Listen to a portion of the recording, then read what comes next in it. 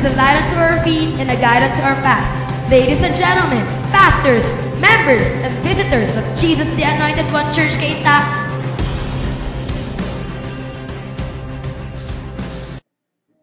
Praise God. So, ang message po na akin pong i-share ngayong umaga, ang title po ay ito.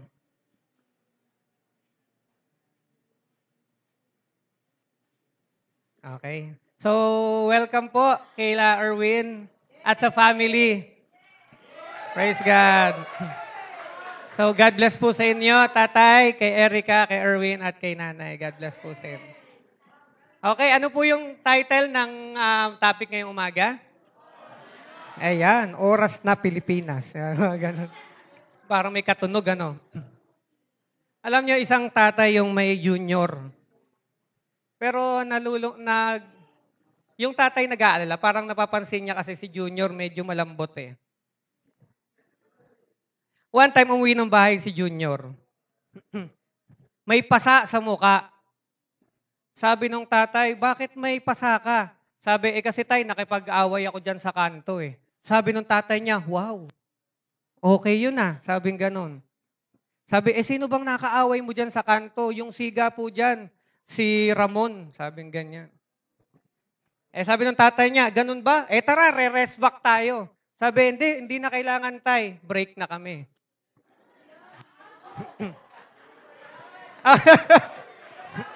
Okay. Sa'yo sa tabi mo, smile ka naman. Kasi seryoso ka eh. Di ba? Seryoso kasi. Okay. Alam niyo, nakakatawa doon yung tatay niya, no, sa kabila nung kanyang napapansin. Nandun yung kanyang, may time talaga siya sa kanyang anak para bigyan ng pagkakataon. Nandiyan yung kanyang panahon para maramdaman ng anak niya na mahal siya. Amen ba? Praise God. Anong connect? Hinahanapan ko lang eh. No? Okay, sabi mo nga, oras na. Okay, yung message ngayong umaga ay dito po ay maunawaan po natin kapag napakinggan po natin yung mensahe, kung paano natin pahalagaan yung oras. Nabanggit nga kanina, may mga bagay sa buhay, hindi na natin ina-appreciate eh. Di ba sinabi ni Wise kanina, napag-usapan namin yan last Sunday nung kami nasa McDonald's dahil nagsi-cell group kami. Minsan yung hangin, binabaliwala na lang natin, yung buhay na binibigay ng Panginoon sa atin, yung tubig, kasi nandyan lang palagi. Pero kung aalisin ng Panginoon, maunawaan natin ito pala yung isa sa pinakamahalagang, di ba, sangkap ng buhay. Mamamatay ang tao kapag wala ang mga ito. Okay? Kaya ngayong umaga, isa pa sa pinakamahalagang bagay na dapat nating pahalagahan ngayon ay ang oras. Sabi mo sa tabi mo, oras. Maigsi man o mahaba, hindi pinag-uusapan. Ang mahalaga, papaano mo ito pahalagahan. Amen ba? Sapagkat ito'y bigay sa atin ng ating Panginoon. At dito, ay maunawaan po natin kung paano ba natin dapat gamitin yung oras na ibinibigay ng Diyos sa atin. Lahat tayo may tigti 24 hours a day. Pero iba't iba kung tayo ng paraan kung paano natin ito ginagamit sa bawat araw. Ngayon ay papaano ba natin dapat gamitin ang oras na kaloob sa atin ng Diyos? 'Di ba? Papaano ba magiging makabuluhan ang oras na meron pa tayo? 'Di ba? Kasi hindi naman po natin hawak ang buhay. So ang message ay iikot po sa Ecclesiastes chapter 3 verses 11 to 13. Pero mamaya nyo na ipakita yung Meron ba nung verse lang, Tep? Yung verse. Sige, basahin natin yung mga verse po. 11. Iniangkop niya ang lahat ng bagay sa tamang kapanahunan at ang tao'y binigyan niya ng pagnanasang alamin ang bukas. Ngunit hindi binigyan ng pagkaunawa sa ginawa ng Diyos mula sa pasimula hanggang sa wakas. Next verse. Alam kong walang pinakamabuti sa tao kundi ang magpakaligaya. Gawin ang pinakamabuti habang siya'y nabubuhay. Next verse. Alam ko ring kaloob ng Diyos na ang tao'y kumain, uminom, at pakinabangan ang bunga ng kanyang pinagpaguran. Praise God. Lumalabas na sa mga verses na binasa natin, merong tamang oras ang lahat ng bagay sa mundo. Amen ba? Iniangkop ng Diyos ang bawat bagay ayon sa kanyang panahon. So timing is important. All the experiences listed in these verses are appropriate in their specific times. At dapat po natin itong igalang. Amen po. Hindi natin pwedeng i-question si God sa mga bagay na pinagpasyahan niyang maganap. Sapagat perpekto ang plano ng ating Panginoon. Naayon man ito o hindi sa ating perspektibo, pero naniniwala tayong perpekto ang plano ng Diyos. We must appreciate God's perfect timing for all these things. Oras ang pinakamagandang regalo ng Diyos sa atin. Amen po ba dyan? Sabi mo sa tabi mo, yung regalo ng Diyos na oras sa'yo, yan ay the best. The best yan. Yung gift ni Lord na oras na binibigay sa'yo, the best. Lahat po tayo, simula bata hanggang sa oras na ito, makikita ho natin na napakabuti ng Diyos sa ating mga buhay. Amen ba? Hawak-hawak ng Diyos ang lahat. At hindi pinag-uusapan kung, di ba, hindi ito pahabaan, hindi rin ito paigsian. Ito'y kung papaano mo ginamit ang pahiram na oras ng Diyos sa iyo. Di ba? Kung bibigyan ka ng Diyos kung papipiliin ka ng Diyos ng 3 bagay, di ba, birthday mo, napili ka. Napakalaking bahay sa isang exclusive subdivision. Kagalingan sa karamdaman o magandang posisyon. Diba? Kahit ano pang mapili mo dyan, hindi mahalaga kung hindi mo naunawaan kung papaano mo pahalagahan ang oras na binibigay ng Diyos sa iyo. Amen po ba? Mahaba nga ang buhay mo. Ginagamit mo naman sa kalokohan. Eh di wala din. Mahaba nga ang buhay mo, puro naman paghihirap at problema ang iyong dinadanas. Amen ba? So, ang mahalaga ay maunawaan natin gaano kaimportante yung oras na meron tayo ngayon. Sabi mo sa tabi mo, oras na. Amen ba? Hallelujah. Walang time out kapag nag-umpisa na ang oras mo. Wala ring extension kapag time's up na. Diyos ang magpapasya kung pahabain o paigsiin ang buhay mo.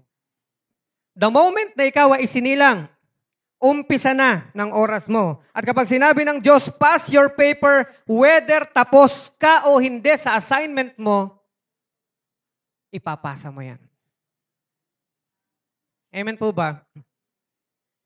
Did you do your homework? Sabi ng teacher, di ba? Kaway nga dyan lahat ng mga teachers. Ay, tao si Erwin. Daming teacher dito. Amen ba? Chine-check. Nagsulat si Solomon ng 4 na bagay. Paano natin itatrato o pahalagahan ang oras. Are you ready? Number 1, believe that your time is beautiful. Tingnan mo yung katabi mo, beautiful ba? Iyon, no? Amen ba? Yan, amen, syempre. Di ba? Yung mga katabi mo bunso, lahat beautiful. Di ba? Lalaki o babae man. Hindi, si Sen, di ba? Magandang tanawin yan.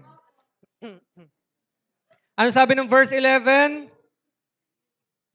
Iniangkop ng Diyos ang lahat ng bagay sa tamang kapanahunan. He has made everything beautiful in its time. Kaya yung oras na meron ka ngayon, kapatid, napakaganda niyan. Amen ba? Believe that the time God has set for you is beautiful. Yung oras na binigay ng Diyos, napakaganda. So whether mahaba o magsi, makulay o madilim, maganda ito at matatapos itong maganda ng kung papaano ito inumpisahan ng Diyos na maganda. Amen ba? Walang nilikha ang Diyos na pangit eh. Tayo lang naman tao ang nagsasabing, uy, pangit. Ayun, maganda. Diba? Hindi eh. Lahat ng nilikha ng Diyos maganda. Tao lang naman ang nag-set ng standards eh. Amen po ba? Kasi walang kapangitan sa ating Panginoon. Lahat ng nilikha ng Diyos ay maganda. Kaya maniwala ka, maganda ka. Naniniwala ba kayo, maganda kayo? Parang yung iba ayaw mag-amen. Di ba?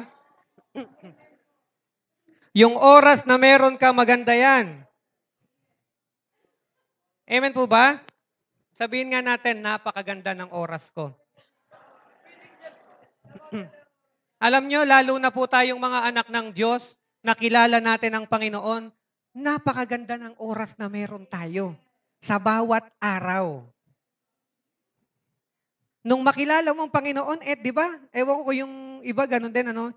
Doon mo lang na-appreciate talaga yung buhay. Sino dito yung ganun? O parang wala pa rin kayong pakialam sa buhay? Amen ba? Doon mo na-appreciate na kapag tumitingin ka sa bundok, nakapagsabi ka ng, salamat sa Diyos. Wow! Dati hindi eh. Nakita mo ba yung bundok na yan? Mas gwapo pa ako dyan. Laging siya ida. Amen ba? So yung oras na meron ka na binigay sa'yo ng Diyos, maganda yan. Huwag mo namang sasayangin. Huwag mong aksayahin. Amen ba? Nakakapanghinayang yung isang bagay na maganda tapos tinatapon mo lang.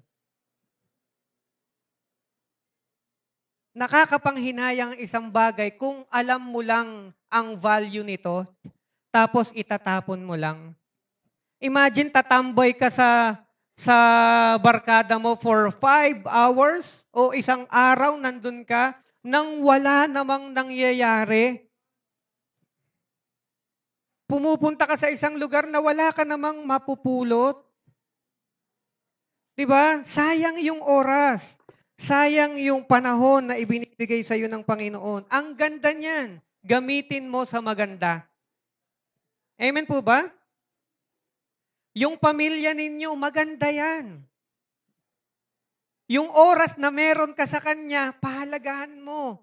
Kasi darating ang panahon, lilingunin mo yan, hinding-hindi mo na yan mararamdaman ulit. Kasi yung moment na nakatlampas, hindi mo na maibabalik. Bata, sanggol na maliit. I-enjoy na sila ikinakarga, niyayaka, pinahalikan. Dahil darating ang panahon, wala. Hindi na ikaw ang gustong kumarga sa kanya. Hindi na ikaw ang gusto niyang i-kiss. Tama? Magkakapamilya yan eh. Kaya yung oras na meron ka, i-enjoy mo. May opportunity ka para magtrabaho. Maganda yan. Ayusin mo. Ipakita mong iba ang anak ng Diyos. Kaya naman may favor eh. Amen po ba? May cell group ka. Huwag mo silang pabayaan na nakakalat. Di ba? Nag-a-unli ka eh kung saan-saan mo tinatawag. Kumain ka na. Maghapon na, kayo na lang ng kayo ang magkausap. Pwede mo bang tawagan minsan yung cell group mo? Kapatid, nasan ka ngayon? Punta ka naman ng Pure Gold. Gusto ko kasing kumain sa Manangs, wala akong kasama eh. Di ba mga ganong ano lang. Amen ba? Samantalahin natin yung oras na ito na magamit natin ang tama, yung magandang oras na meron ka. Meron kang mga kaibigan ngayon, pahalagahan mo, i-treasure mo sila. Gawan mo ng mabuti. Be faithful. Be loyal to them. Hayaan mong maramdaman nila na mahalaga sila sa'yo. Amen ba? Kahit hindi mo hingin, ibibigay nila sa'yo yon pabalik. Amen po ba? Kasi nararamdaman ng tao pag mahalaga siya at nararamdaman din ng tao kapag hindi siya mahalaga sa'yo. Sabi mo sa tabi mo, ramdam mo ba? Yan, ang kagandahan ko. Hallelujah. Number 2, paano gamitin yung time? Consume it with happiness. Dahil napakaganda. Anong sabi nun? Balik mo nga, anak. We'll make time for what we feel is important in our lives. Ganun talaga. Kaya nga kung inaaksaya mo yan kung kani-kanino, kung saan-saan, yun yung sa tingin mo'y mahalaga sa'yo. Pero di ba, alam nyo dati, ang service natin 9 a.m. Dumarating ang tao 10. Pero nung talagang nag-fix na tayo ng 8, nakita natin sa biyaya ng Diyos, no, na naging nasanay na tayo sa oras na ito. At hindi tayo mapakali pagka 8 na. Kasi alam natin, may tao o wala, mag-i-start ang service. Amen ba?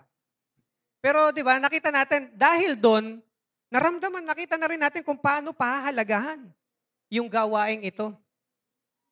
Kaya nakakatawa dahil umulan, umaraw, kahit anong season, basta't may gawain, nandito tayong lahat. Ayun po yung biyaya ng Diyos sa bawat isa. Amen ba? Hallelujah. Number 2, time. Consume it with happiness. I know that there's nothing better for men than to be happy. Sino nagsasalita? Ang pinakamatalinong taong nabuhay sa daigdig, ang Haring Solomon. Wala na daw pinakamabuti sa tao kundi ang magpakaligaya. Ano pa nga bang ibang gagawin ng tao? Pero, yung pagpapakaligaya naman, ay hindi naman yung pagpapakaligaya na hindi kalooban ng Panginoon. Napakaraming bagay para maging masaya ang tao. Gawin ang pinakamabuti habang siya'y nabubuhay. God's intention is for you to consume your time with happiness. Yung ikasisiya natin ay ang gusto ng Diyos. Dapat. Amen ba? Yung iba kasi taliwas sa gusto ng Diyos. Dito ako masaya eh. Pero dahil mahal tayo ng Diyos, wag dyan, hindi ka mapapabuti dyan. Eto na lang. Diba? Gusto ko po nung ano nga yung nilalaro ng mga bata, pinapaikot. Diba? Gusto nila yon. Pero syempre pag masyado pang bata, pero pinipil pa rin nila, hinahanapan ng parents ng mas okay. Eto na lang. Kasi bakit? Hindi naman dahil ayaw kanyang maging masaya, kundi dahil mapapahamak ka eh. Di ba nakita niyo yung mga batang sumuot yung daliri doon sa butas? Pure steel pala yung nakapalibot. So napakahirap alisin. So ang mga magulang, hindi naman kaya hindi ibibigay ayaw maging masaya. Gusto nga ng tatay at nanay masaya ang anak. Tama? Kaya nga lang, syempre, meron silang nakikita na kagad na baka mapahamak. Ganon din sa ating Panginoon. For every minute you are angry, you lose 60 seconds of your happiness. Tingnan yung katabi nyo, mukha bang may muscle sa mukha? Pag may muscle sa mukha yan, galit yan. Nakakita na ba kayo ng mga taong may muscle sa mukha? Pag may muscle sa mukha yan, galit yan. Bakit? Bagting na bagting eh. Diba? Nakita nyo si Incredible Hulk? Grabe. Muscle. Pati mukha, may muscle. Di ba? Mga kapatid, yung oras mo, wag mong sayangin sa galit. Di ba? Yan sabi for every minute you are angry, you lose 60 seconds of happiness. Mas marami palang nawawala, 60. Amen ba? Sabi sa tabi mo, smile ka naman kasi. Amen ba? Amen ba? Di ba? Kaya nga, mas madami sa bilang eh. Di ba? Amen ba? Okay. Kaya sabihin mo, huwag ka nang mag-aksaya ng oras sa pagsagalit ng galit. Sino ba dito yung laging galit? Araw-araw galit? Ganito, sino na lang sa inyo yung nagagalit? Taas ang kamay ng nagagalit. Yay! Tayo, pakan si Lord. Totoo yan, nagagalit naman tayong lahat eh. Amen ba? Pero paalala yan. Diba? Kasi pinagpapalit mo siya. Sa halip na masaya ka, sa oras na yun, galit ka. Ngayon, kung gusto mo namang gamitin sa kaligayahan, di wag mong papasukin yung galit. Pag nakapasok yung galit, ay di pasok. Ay pumasok na eh. Ano mangyayari? Kaya lang, makalipas ang ilang sandali, dapat hindi ka nagalit. Hindi yung nakatulog ka na, galit ka pa. Isang linggo na, galit ka pa. Pag umabot ng 1 buwan yan, nasa ospital ka na. Siyempre, galit eh. Imbis na lumalabas yung mga positive cell, puro negative cell ang lumalabas. Puro acid. Amen ba? Kaya nagkukos ng iba't ibang karamdaman sa katawan. Amen ba? So whatever we do, make sure, ito yung sabi, happy ka. Amen ba? Tanungin mo katabi mo, kapatid, happy ka ba? Hindi sa boyfriend mo. Happy ka ba sa buhay mo? Sige, mga youth, happy ka ba sa buhay mo? Happy ka ba sa family mo? Happy ka ba serving the Lord? Happy ka ba sa iyong cell group? Happy ka ba sa time mo kay Lord? Sa devotion mo, sa prayer time mo? Di ba? And of course, happy ka dapat sa mga friends mo. Hindi masamang magkaroon tayo ng kaibigan sa labas. Dapat. Dapat lang. Kasi hindi ka naman, wala kang use kung ang mga friends mo puro Christians. Dapat nga ang mga friends mo, maraming tagalabas. Bakit? Kasi sila yung market. At ang product mo is si Jesus. Amen ba? Paano ka magliliwanag kung nasa loob ka? So yung time mo si Jesus, di ba? May oras sa kanyang disciples. Pero mahaba ang oras niya sa labas. Pagkatapos niyan mag-pray, lalabas yan, maghapon siya na andoon sa mga taong walang relasyon sa kanya. Nandun sa mga magtasing. Nako, namumulutan. Madadatnan mo si Jesus, wow, ang lakas mamulutan. Di ba? Kaya sabi ng mga Pariseyo, yung feeling holy, ganyan ba ang inyong guro? Nakikisalamuha sa mga makasalanan? Kami hindi humihipo man lamang sapagkat kami mahahawahan. Ganon ang kanila. Holy-holihan lang. Ano ba yung holy sasakyan? Sige nga. Ano ang holy na sasakyan? Sabi nung iba, yung pajero ni Bishop kasi ginagamit sa deliverance. Anong holy sasakyan? Erwin. Anong holy ang sasakyan? Anong holy ang sasakyan? Ha? Ha? Mercedes? Hindi eh. Ano? Secret? Secret na? Sige. Holy Copter. Yeah. Sige. Ano, marunong na ba ako mag-joke? Woo! Diba? Sabi sa inyo eh. Tonto si Jeanette. Diba? Mama-master ko rin magpatawa. Sabi ko na sa inyo eh. Pero grabe, no? Talagang, siyempre, mas gusto ko pa rin yung nagpapatawa na hindi nakatawa. Kasi marami nang nagpapatawa ng tumatawa eh. Kami, ilan lang kami. Pag nagpatawa kami, nakatingin lang yung mga tao. Natanggap ko na yon, di ba? Kaya matindi yon. Amen ba? Pero ngayon parang maganda ang joke ko ngayon, di ba? Sige na. Number 1, believe that your time is beautiful. Number 2, consume it with happiness. Yung time na meron ka, dapat masaya ka daw dyan. Gamitin mo yan na ikaw ay maligaya. And number 3, use your time in doing good. Hindi pa nakakalampas si Jenny tao ng tao. Use your time in doing good. Yun, no? Okay, parang ako dyan 100 points ako doon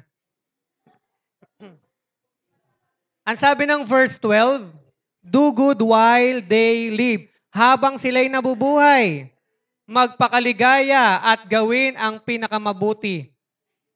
Amen ba? Yung iba nabubuhay, ginagamit nila ang kanilang buhay, ang kanilang oras, panahon sa pangbubuskit, sa pambubusa, sa pang-iinis, sa pang-aaway, sa pagpaplano, paano mang-hold up. Sipin niyo yun. Paano wawasakin ang bansang Pilipinas? Pinaplano, nakita niyo yung maute. Inuubos nila yung oras nila sa pagpaplano para pumatay ng tao. Kaya nyo yun? O mga Kristiyano, kaya nyo yun? Nagpaplano para mangputol ng ulo? Sa tingin ko'y talagang napakahirap nung gawin. Amen ba? Dapat gamitin mo yung oras na binigay sa'yo ng Diyos sa paggawa ng mabuti. Hindi man yun magtagal, hayaan mo ang kabutihan na ginawa mo ay magtagal sa puso ng kapwa mo. Amen ba? Alam nyo, hindi naman tayo, yung buhay natin maigsi lang. Pero yung gagawin mong kabutihan, tatagal yan, lampas ng 100 years. Kasi ipapasa yan ng mga taong nagawan mo ng mabuti sa kanilang mga anak. Wala ka na sa mundo, inaalala pa ang kabutihan mo. Anong gusto mo? Wala ka na sa mundo, pinagmumura ka pa? O, di ba? O kahit na wala ka na sa mundo, ang laging naaalala yung kabutihang ginawa mo sa kapwa mo. Amen ba? So ikaw lang naman ang pipili. May choice tayo. We become immortal by doing good deeds with good motives. Nagiging immortal ka sa mga mabuting ginagawa mula sa mabuti mong kalooban. Hindi ba maganda na naalala tayo ng tao sa walang tigil na paggawa natin ng kabutihan? Sabi ko nga kanina, o naalala ka dahil sa ginawa mong kalokohan. Ang sarap malaman na ayaw kang mawala ng tao sa mundong ibabaw. Masakit ang malamang patay ka na pala sa iba dahil tumigil ka na sa paggawa ng mabuti. Dapat magmarka ka sa puso ng iba na isang taong gumagawa ng kabutihan. Amen ba? Pero yung oras na binigay ng Diyos sa atin, tayo ang magpapasya. Kung papaano mo ito i-consume. Paano mo ito gagamitin?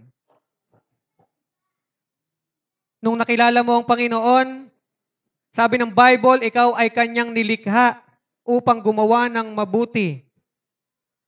Design ang lahat ng Kristiyano to do good works. Kaya nung nakilala mo ang Panginoon, yung old nature mo na sinful, nawala. Dahil yung nature ni Christ napasayo. At si Christ ay always good. Amen po ba? Laging mabuti ang ating Panginoon. Ang kanyang ginagawa'y lahat mabuti. Hindi man tayo perpekto, pero dahil doon sa nature na tinanggap natin, umaapekto ng mabuti sa ating buhay. Number 4. Use your time by looking for the things that will satisfy you. Verse 13, that everyone may eat and drink and find satisfaction in all his toil. This is the gift of God. Yung verse nga dyan, Tep. Alam ko rin kaloob ng Diyos na ang tao'y kumain, uminom at pakinabangan ang bunga ng kanyang pinagpaguran. Sabi ng iba, kaya nga ako nagtatrabaho para kainin ko yung gusto ko Sabi ng katabi mo, mali pag ganon.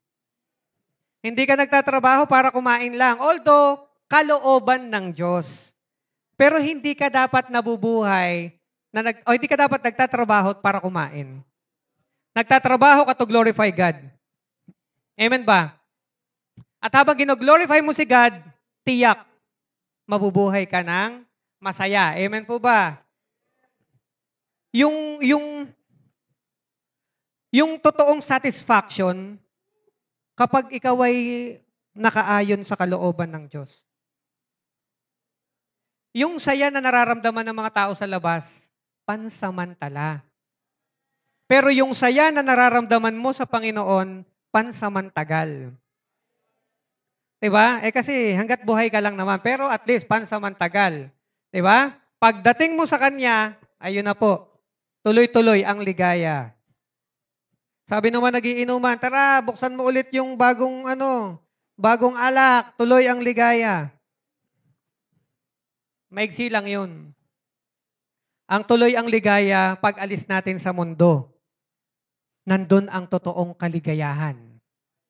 Sa piling ng Diyos, walang sakit, walang problema, walang kalungkutan, wala na lahat. Nandun ang totoong kaligayahan. Okay? At itong verse na to, sa verse 13, ito po yung ultimatum.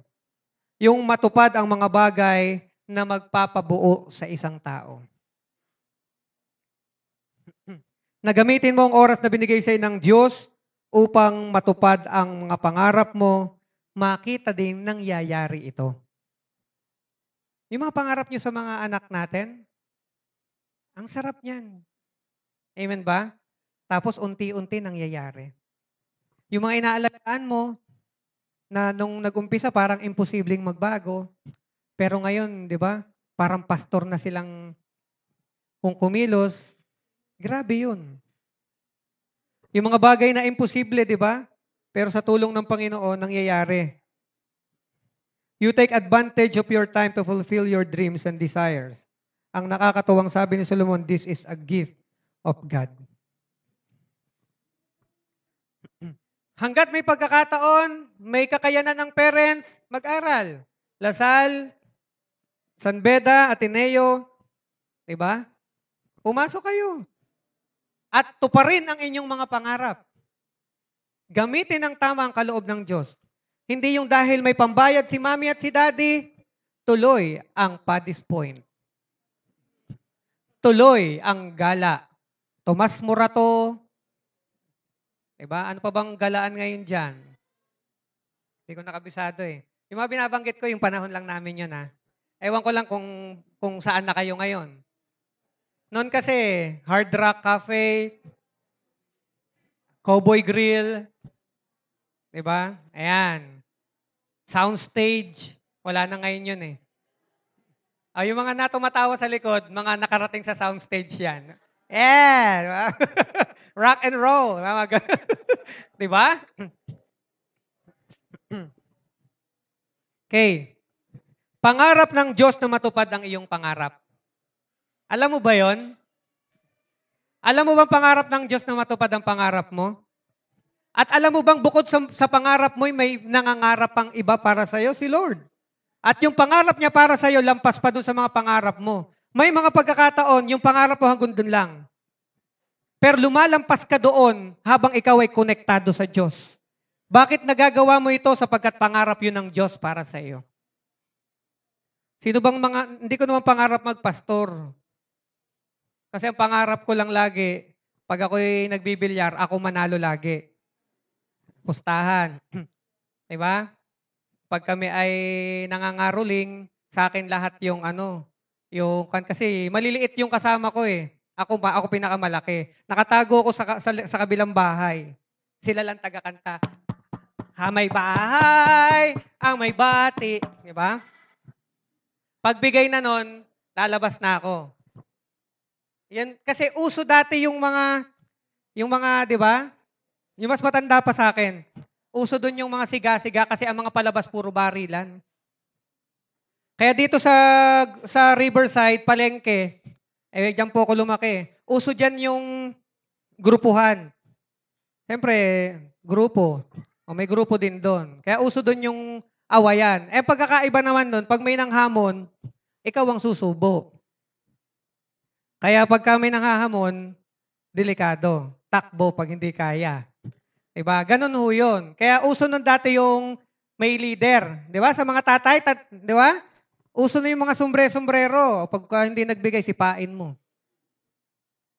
Mga yan, mga 80s, 90s. Usong-uso pa yan dyan.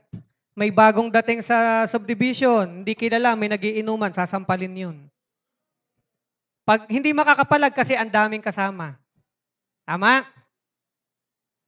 O yun, ganun po katindi nung unang panahon. Buti na lang ngayon, K-pop na. Di ba? Puro mga ganun na uso ngayon eh.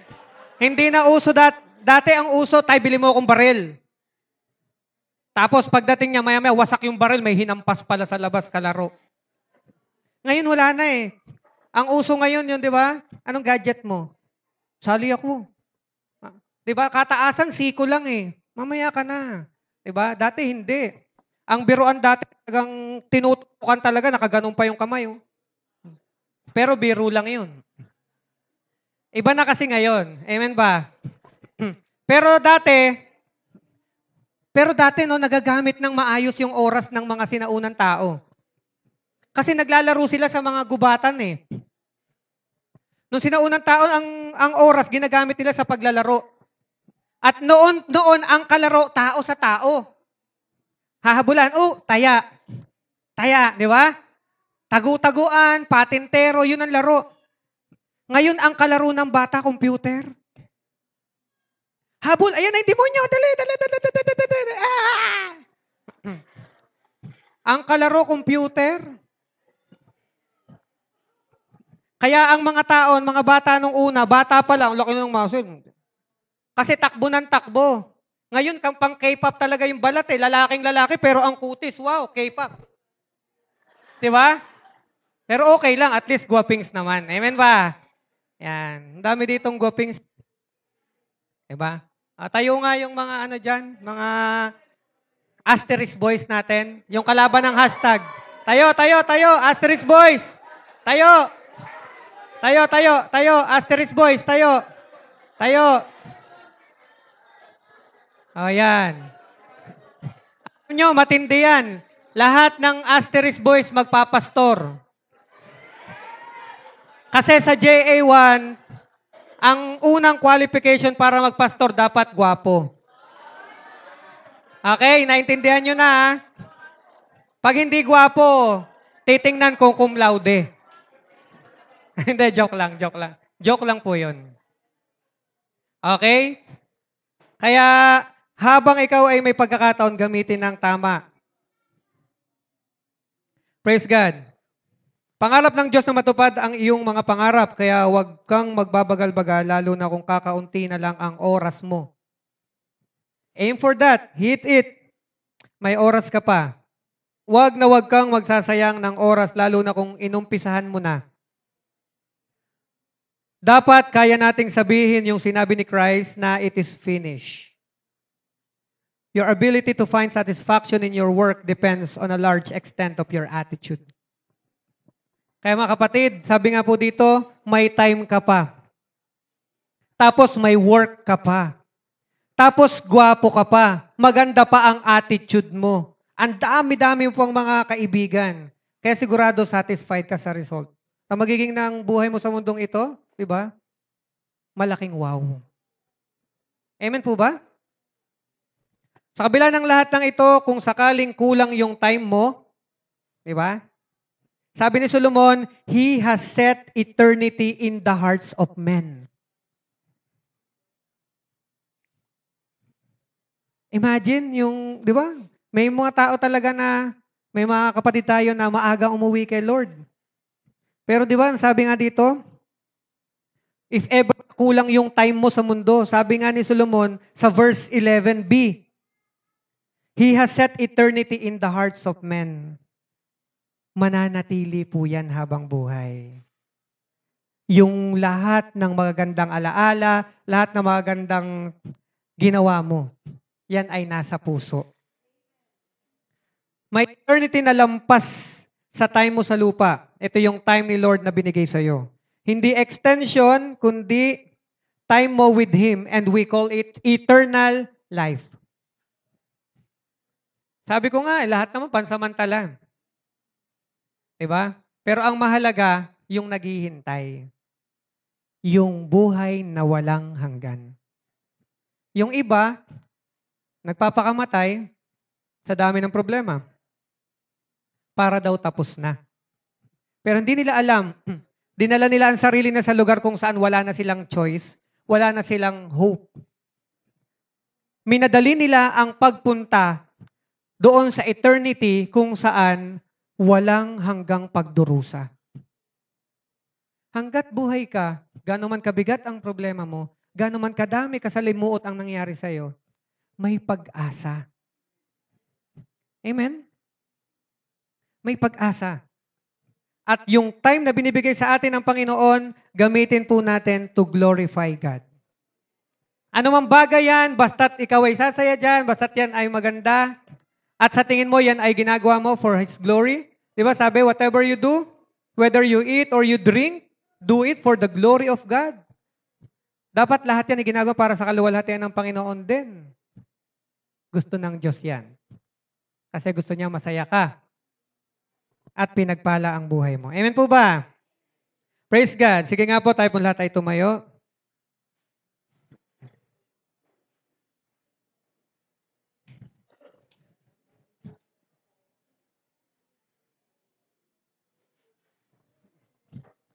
Praise God. Mga kapatid, yung oras na yan na meron ka ngayon, simula sa oras na to, gamitin mo na ng tama. Amen ba? Kasi pag nakalampas yung oras na yan, hindi mo na yan maibabalik. Sa pamilya mo, wala na yan. Hindi naman na ibabalik yan. Nung time na nanliligaw ka sa misis mo, maganda yung nangyari. Tapos nung mag-asawa na kayo, iba na. Diba? Treasure natin lahat. Pahalagahan po natin lahat. Maitatama natin lahat kapag naunawaan natin pahalagahan ang oras. Etong gagawin nating pagsamba, ito'y oras para magbigay ng karangalan sa Diyos. Pag ito'y pinalampas mo, hindi mo ginawa ng buong puso, hindi mo na may babalik. Pero kung ito'y ginawa mo ng buong puso, counted ito sa langit.